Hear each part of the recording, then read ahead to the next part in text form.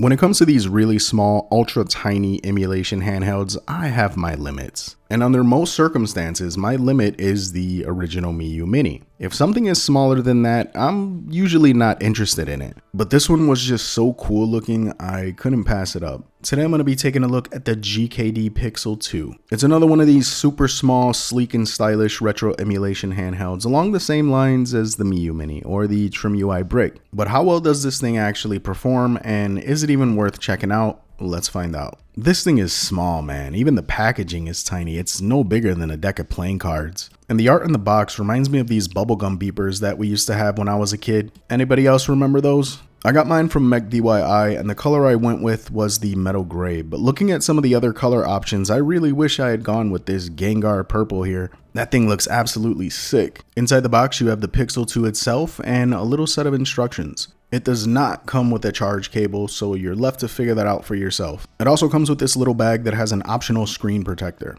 And did I mention this thing was small? It is tiny. Here it is next to the original Miyoo Mini. The entire handheld is made out of this aluminum alloy that's cool to the touch and gives it this really solid feel. Spec-wise, it should be able to comfortably run up to PlayStation 1. You should be able to push it to Dreamcast and dabble in some PSP, but at that point is where I would expect results to vary. It's running a variation of Rocknix right from the jump, which is a huge positive. Rocknix is fastly becoming my preferred OS for these handhelds. It's especially good at pushing the limits of the lower powered ones. And it's got this surprisingly nice 2.4 inch 4x3 display. Setup wise, you have your 4 face buttons, your directional pad, as well as your start and select. Top side, you have these 4 useless horizontal shoulder buttons. I'm actually being a bit dramatic. They're not that bad. They're nice, tactile, and clicky, but the L2 and R2 are so small that you can't press them without accidentally pressing R1 and L1. It's also an interesting choice to have them at the very top of the handheld like this.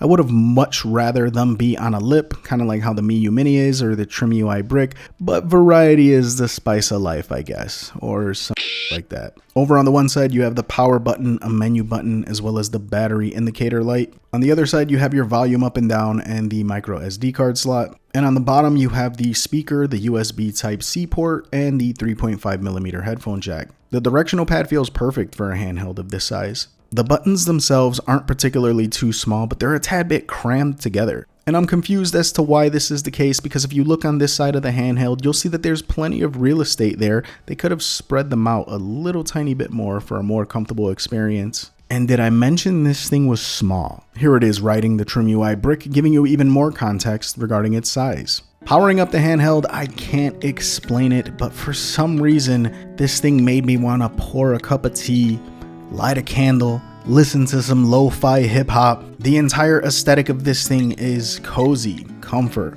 relaxing. And that threw me off guard considering that it's a full metal handheld. I was expecting to get that steampunk head rush, but that wasn't the case, and it made me just want to slow things down and spend the afternoon playing Pokemon. Starting out with the heavies, Dreamcast performance was not bad. It only had a handful of Dreamcast and Naomi games bundled in, but the ones I tried all ran really good and at full speed. Now mind you, I don't expect anyone to run out and buy this thing with the intention of making it their pocket Dreamcast, but it's nice to know you could get a 10-minute Crazy Taxi run-in while waiting for the bus or riding the train.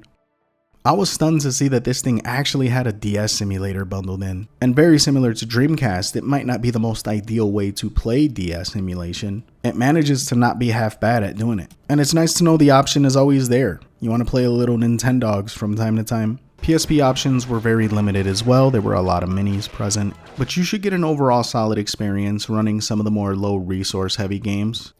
N64 was pretty solid on here too. It was at this point that the hand fatigue and cramping started kicking in. Now mind you, I got some meaty digits. Those of you that were blessed with the Skeletor fingers, it might take a little bit longer for this to kick in. But I'm not going to make any delusions, this is definitely not one of the most comfortable handhelds to hold for an extended period of time. Because did I mention it was small? And I think this comes as absolutely no surprise, but this thing is perfect and tailor-made for playing your 8-bit, 16-bit, and even 32-bit home consoles and handhelds. This thing is an absolute Pokemon machine, and I feel like that's really where it shines the most. And for the sub $100 price range, you really can't go wrong. So the GKD Pixel 2. Guys, I have to say this is actually a legit contender. Among the ultra small form factor, sleek and stylish retro emulation handheld space. This is one to consider, right up there with the Miyoo Mini and the Trimui Brick.